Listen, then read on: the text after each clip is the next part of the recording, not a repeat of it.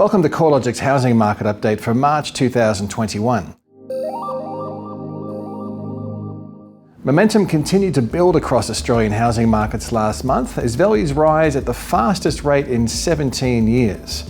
Our national index showed housing values surged 2.1% higher in February. That was the largest month-on-month rise since August 2003. Spurred on by a combination of record low mortgage rates, improving economic conditions, government incentives and low advertised supply levels, Australia's housing market is in the midst of a broad-based boom. Housing values are rising across each of the capital cities and rest of state regions, demonstrating the diverse nature of this housing upswing. A synchronised growth phase like this hasn't happened in Australia for more than a decade. The last time we saw a sustained period where every capital city and rest of state region was rising in value was mid-2009 through to early 2010 as post-global financial crisis stimulus fueled buyer demand. Sydney and Melbourne were among the strongest performing markets, recording a 2.5% and 2.1% lift in home values respectively over the month, as Australia's two largest cities caught up from a weaker performance through 2020. The quarterly trend, however, is still favouring the smaller cities. Darwin housing values rose by 5.5% over the past 3 months, Hobart values rose by 4.8%, and Perth was up 4.2%. Whether this newfound growth in Sydney and Melbourne can be sustained is unclear. Both cities are still recording values below their earlier peaks. However, at this current rate of appreciation, it won't be long before Australia's two most expensive capital city markets are moving through new record highs. With household incomes expected to remain subdued and stimulus winding down, it's likely affordability will once again become a challenge in these cities. Regional markets have continued to show a higher rate of capital gain relative to the capital cities. However, the performance gap has narrowed compared with the earlier phase of the growth cycle. Regional areas generally recorded less of a decline in housing values through the worst of the COVID period last year, while also showing an earlier and stronger growth trend through the second half of last year. This regional preference is reflected in the annual growth trend, where the combined regionals index is 9.4% higher, while the combined capital cities index is up a much smaller 2.6%.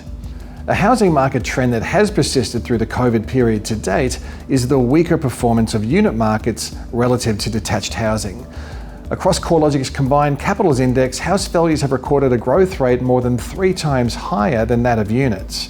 There are some tentative signs that the trend could become less obvious, with Sydney unit values recording their first month of growth since April last year, and Melbourne unit values recording their largest gain since late 2019. One of the factors driving housing prices higher is low advertised supply levels. CoreLogic's most recent measure of total listing numbers continues to see advertised supply significantly below that of recent years.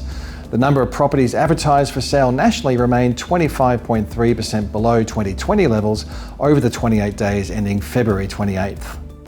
Whilst available supply remains at historically low levels, the quarterly number of home sales is estimated to be up 35.3% on 2020 levels, with regional dwelling sales 40.6% higher compared with a 32% lift in capital city sales.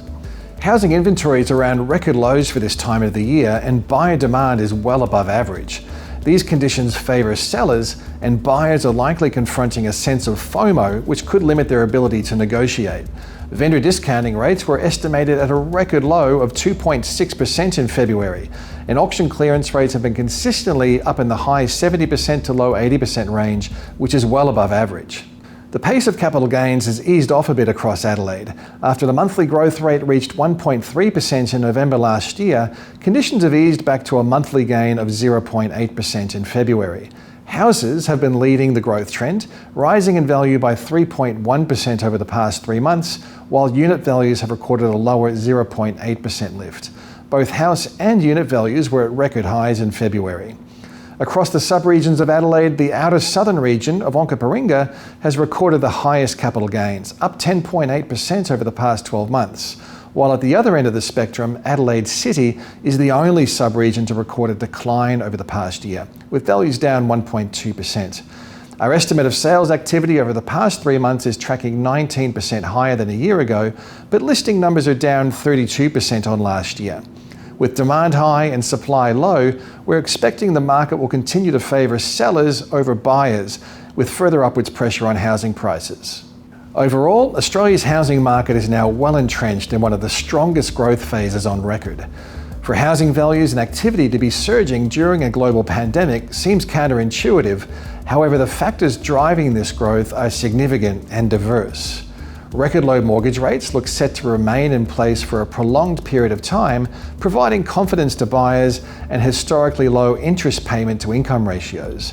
Economic conditions are consistently beating forecasts, with the RBA acknowledging Australia's economy is likely to recover 6 to 12 months earlier than originally expected. The economic recovery is feeding into a solid rebound in consumer sentiment and encouraging households to reduce their savings buffer and spend more. Advertised supply remains around record low levels at a time when buyer demand is rising swiftly to above average levels. This mismatch between demand and supply looks set to remain a feature of the housing market for some time. There are some headwinds ahead in the form of a reduction in fiscal support from the federal government, home loan deferral arrangements expiring, and migration remaining stalled. The intensity of these headwinds has lessened over recent months though. The economy navigated the earlier fiscal cliff relatively seamlessly. However, the wind-up of JobKeeper and the COVID supplement for JobSeeker is likely to cause a temporary slowdown in the economic recovery, which could slow some of the housing market exuberance.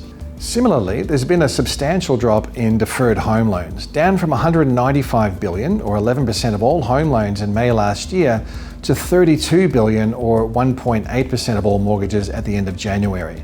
As the deferral program expires at the end of March, we could progressively see a rise in forced sales across some sectors of the housing market.